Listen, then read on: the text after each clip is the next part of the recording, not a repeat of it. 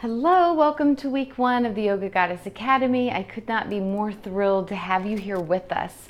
So the way it's going to work for me is I'm going to take you week by week my whole course in crystals.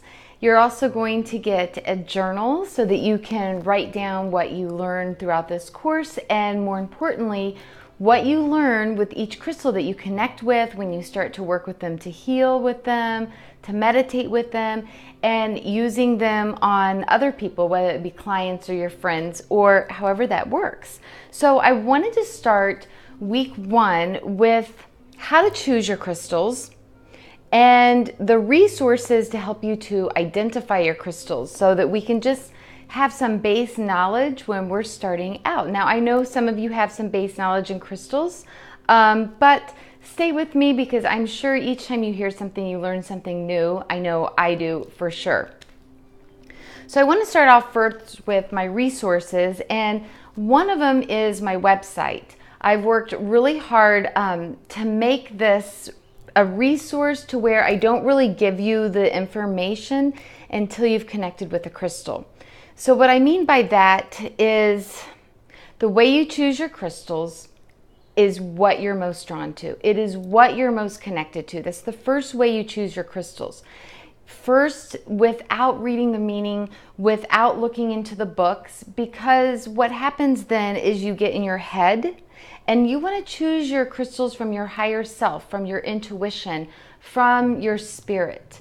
And crystals are radiating an energy. And specifically, it's a constant energy. It's never changing. It's a solid crystalline formation, and so it's always radiating the same energy, whereas our energy is very fluid.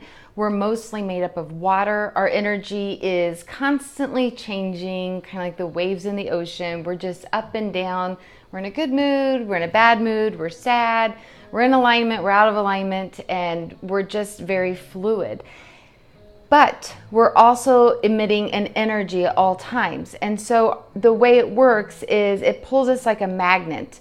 The crystals essentially are choosing us, but we are opening ourselves up to that.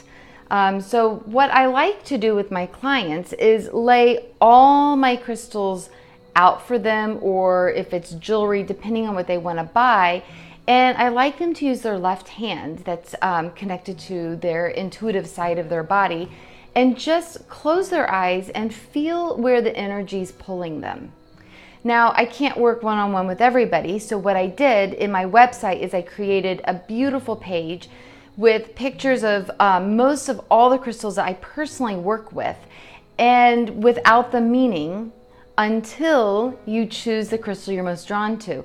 Then you click on the picture and then it tells you the meaning. And every single time, literally, not one time has somebody told me that it did not resonate with them, that they chose a crystal that was not what they needed right then and there. So I encourage you after this movie to go to my website and to look at the pictures of all the crystals and to click on the picture that you are most drawn to. And let me know some feedback underneath this or in our live question and answer if that was the crystal that you needed, or at least one of the crystals you needed. So that is very short answer on how you choose your crystal and my favorite resource to use. Now, some other resources to use, and you can purchase these if you like on Amazon.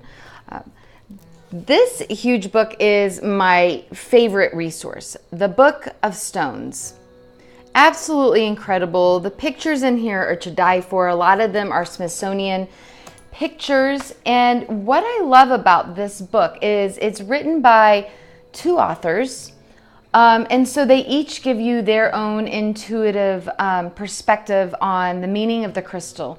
Because if you think about what the meanings of the crystals are, they were kind of like downloaded to all these authors. I mean, here's the Crystal Bible by Judy Hall. This is my least favorite. I don't really recommend this one of all the crystal books.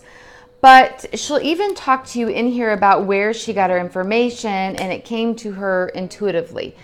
And there's nothing wrong with that. But by listening to her intuition first, sometimes it might shut our intuition off. So I would love for you to just kind of work with your crystals before reading other people's intuition.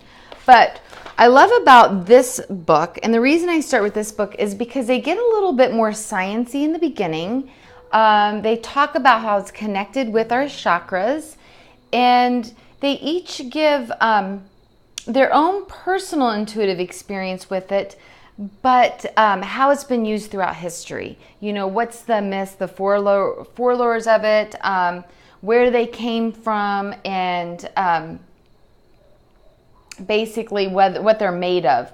You know, calcium, potassium, oxygen, silicone, hydrogen, but what they're made of, the minerals that they're made of. So I love that.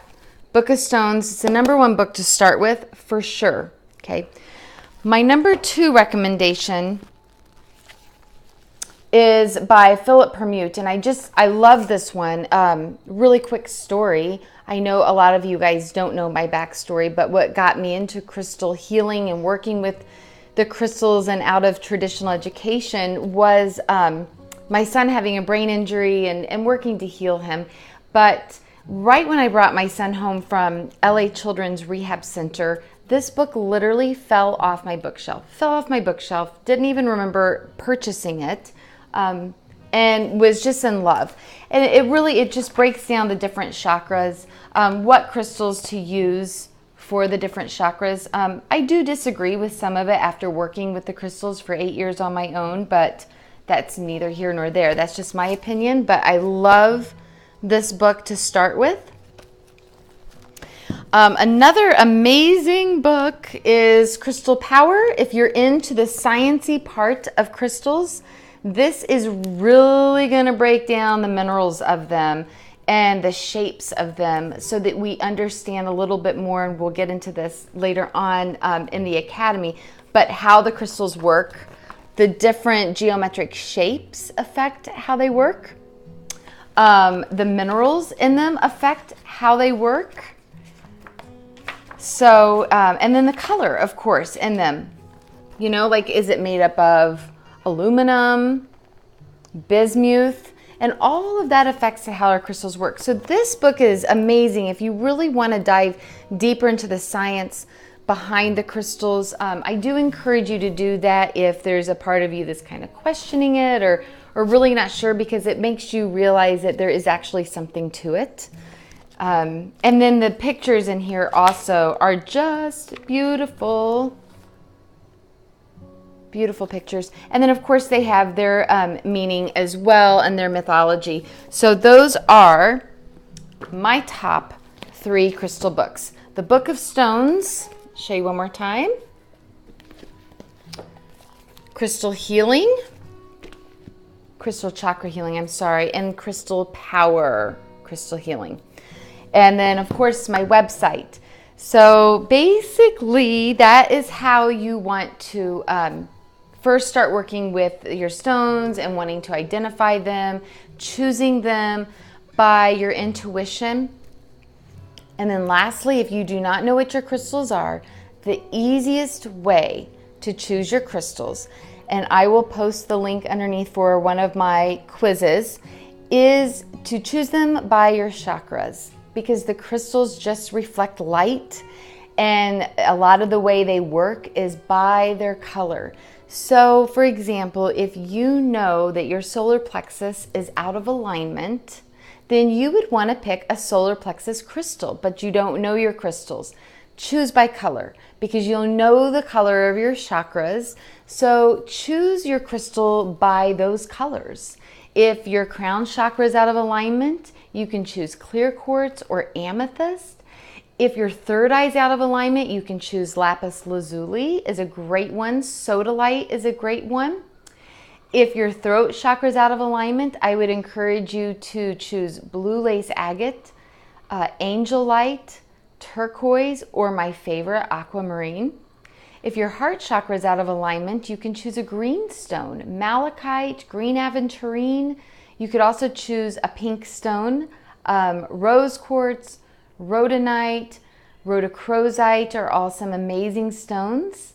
If your solar plexus is out of alignment, you can choose citrine, tiger's eye, yellow calcite, but you want to choose a yellow or a golden stone, pyrite.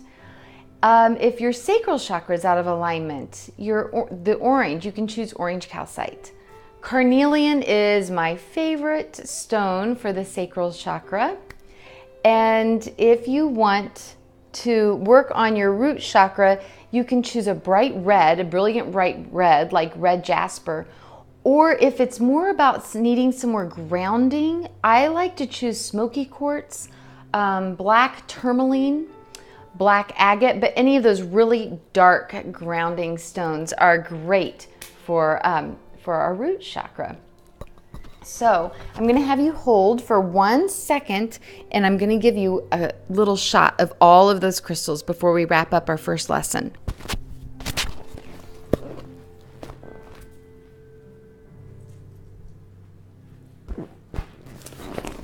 Okay. I'm going to show you one for each one, and this will help you with your initial choosing, okay? Selenite is another great one to start with. This is amazing for your crown chakra, but it's also used for your whole auric field. I sell these in little bags, and I keep the selenite in it because it's a cleanser. It'll cleanse all your other crystals. Okay, so there's selenite. And then, as I said, clear quartz for your crown chakra. Okay. Amethyst also, you can use that for your crown chakra. Some people see it purple, some people see it clear. Our piece of lapis lazuli here for our third eye. Right here is some aquamarine. I have some rose quartz here for your heart chakra. Citrine for your solar plexus. The carnelian for your sacral. And here's some light smoky for your root chakra. And that's why I put these in little bags for my clients, so that they have a way to start, and they instantly are starting with a crystal for each one of their chakras. Okay, so when we get into next week, we're going to dive in a little bit deeper with these crystals, and we're going to talk about how to cleanse our crystals. Okay, namaste. See you then.